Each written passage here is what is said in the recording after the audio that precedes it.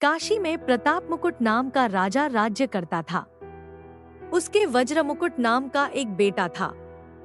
एक दिन राजकुमार दीवान के लड़के को साथ लेकर शिकार खेलने जंगल गया। घूमते घूमते उन्हें तालाब मिला। उसके पानी में कमल खिले थे और हंस किलोल कर रहे थे। किनारों पर घने पेड़ थे जिन पर पक्षी चहचहा रहे थे। दोनों मित्र वहां रुक गए और तालाब के पानी में हाथ मुंह धोकर ऊपर महादेव के मंदिर पर गए।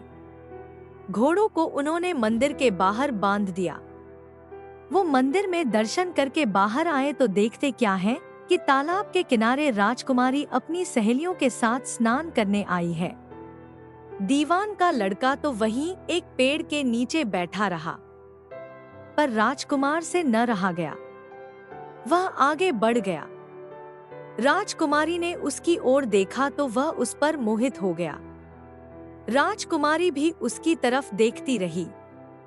फिर उसने किया क्या कि जूड़े में से कमल का फूल निकाला, कान से लगाया, दांत से कुतरा, पैर के नीचे दबाया और फिर छाती से लगा, अपनी सखियों के साथ चली गई।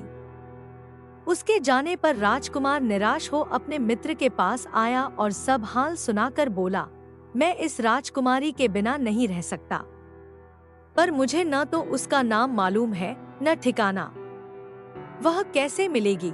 दीवान के लड़के ने कहा, राजकुमार आप इतना घबराए नहीं, वह सब कुछ बता गई है। राजकुमार ने पूछा, कैसे? वह बोला, उसने कमल का फूल सिर से उतार कर कानों से लगाया तो उसने बताया कि मैं कर्नाटक की रहने वाली हूँ। दांत से कुतरा तो उसका मतलब था कि मैं दंतबाट राजा की बेटी हूँ। पांव से दबाने का अर्थ था कि मेरा नाम पद्मावती है और छाती से लगाकर उसने बताया कि तुम मेरे दिल में बस गए हो। इतना सुनना था कि राजकुमार खुशी से फूल उठा। बोला, अब मुझे कर्नाटक देश में ले चलो। दोनों मित्र वहां से चल दिए। घूमते फिरते, सैर करते दोनों कई दिन बाद वहां पहुंचे। राजा के महल के पास गए तो एक बुढ़िया अपने द्वार पर बैठी चरखा काटती मिली। उसके पास जाकर दोनों घोड़ों से उतर पड़े और बोले, माई, हम सौदागर हैं, हमारा सामान पीछे आ रहा है, हमें रहने को थोड़ी जगह दे दो। उनकी शक्ल सूरत देखकर और बात सुनकर बुढ़िया के मन में ममता उमड़ आई। बोली, बेटा तुम्हारा घर है, जब तक जी में आए रहो। दोनों वहीं ठहर गए। दीवान के बेटे ने उससे पूछा, माई तुम क्या करती हो? तुम्हारे घर में कौन कौन है? तुम्हारी गुजर कैसे होती है? बुढ़िया ने जवाब दिया, बेटा मेरा एक बेटा है जो राजा की चाकरी में है। मैं राजा की बेटी पहमावती की धाई थी। बूढ़ी हो जाने से अब घर में रहती हूँ। राजा खाने पीने को दे देता है। दिन में एक बार राजकुमारी को देखने महल में जाती हूँ। राजकुमार ने बुढ़िया को कुछ धन दिया और कहा, माई कल तुम वहां जाओ तो राजकुमारी से कह देना कि जेठ सुदी पंचमी को तुम्हें तालाब पर जो राजकुमार मिला था वह आ गया है। अगले दिन जब बुढ़िया राजमहल गई तो उसने राजकुमार का संदेशा उसे दे दिया। सुनते ही राजकुमारी ने गुस्सा होकर हाथों में चंदन लगाकर उसके गाल पर तमाचा मारा और कहा, मेरे घर से निकल जा। बुढ़िया ने घर आकर सब हाल राजकुमार को कह सुनाया।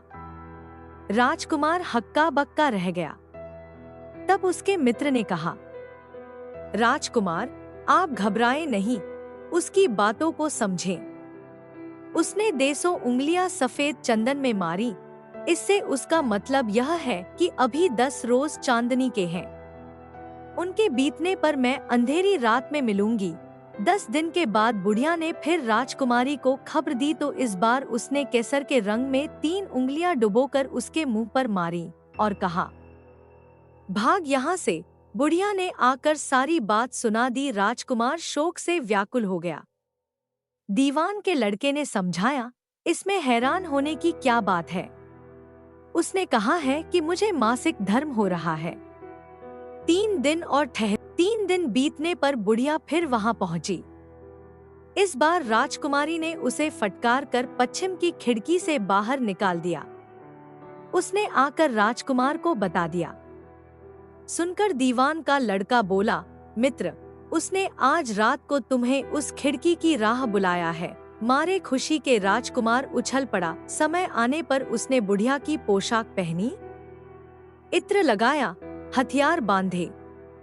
दोपहर रात बीतने पर वह महल में जा पहुंचा और खिड़की में से होकर अंदर पहुंच गया। राजकुमारी वहां तैयार खड़ी थी। वह उसे भीतर ले गई। अंदर के हाल देखकर राजकुमार की आंखें खुल गईं। एक से एक बढ़कर चीजें थी। रात भर राजकुमार राजकुमारी के साथ रहा। जैसे ही दिन निकलने को आया कि राजकुमारी ने राजकुमार को छिपा दिया और रात होने पर फिर बाहर निकाल लिया। इस तरह कई दिन बीत गए। अचानक एक दिन राजकुमार को अपने मित्र की याद आई। उसे चिंता हुई कि पता नहीं उसका क्या हुआ होगा। उदास देखकर राजकुमारी ने कारण पूछा तो उसने बता दिया। बोला, वह मेरा बड़ा प्यारा दोस्त है, बड़ा चतुर है। उसकी होशियारी ही से तो तुम मुझे मिल पाई हो। राजकुमारी ने कहा, मैं उसके लिए बढ़िया बढ़िया भोजन बनवाती हूँ। तुम उसे खिलाकर तसल्ली देकर लौट आना। खाना साथ में लेकर राजकुमार अपने मित्र के पास पहुंचा। वे महीने भर से मिले नहीं थे।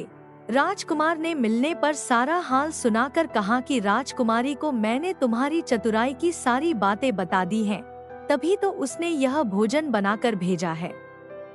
दीवान का लड़का सोच में पड़ गया। उसने कहा, यह तुमने अच्छा नहीं किया। राजकुमारी समझ गई कि जब तक मैं हूँ वह तुम्हें अपने बस में नहीं रख सकती, इसलिए उसने इस खाने में जहर मिलाकर भेजा है। यह कहकर दीवान के लड़के ने थाली में से एक लड्डू उठाकर कुत्ते के आगे डाल दिया। खाते ही कुत्ता मर गया। राजकुमार को बड़ा बुरा लगा। उसने कहा, ऐसी स्त्री से भगवान बचाए, मैं अब उसके पास नहीं जाऊंगा। दीवान का बेटा बोला, नहीं, अब ऐसा उपाय करना चाहिए जिससे हम उसे घर ले चलें। आज रात को तुम वहां जाओ। जब राजकुमारी सो जाए तो उसकी बाईं जांघ पर त्रिशूल का निशान बनाकर उसके गहने लेकर चले आना। राजकुमार ने ऐसा ही किया। उसके आने पर दीवान का बेटा उसे साथ ले योगी का भेष बना, मरघट में जा बैठा और राजकुमार से कहा कि तुम ये गहने लेकर बाजार में बेच आओ। कोई पकड़े तो कह देना कि मेरे गुरु के पास चलो और उसे यहाँ ले आना। राजकुमार गहने लेकर शहर गया और महल के पास एक सुनार को उन्हें दिखाया।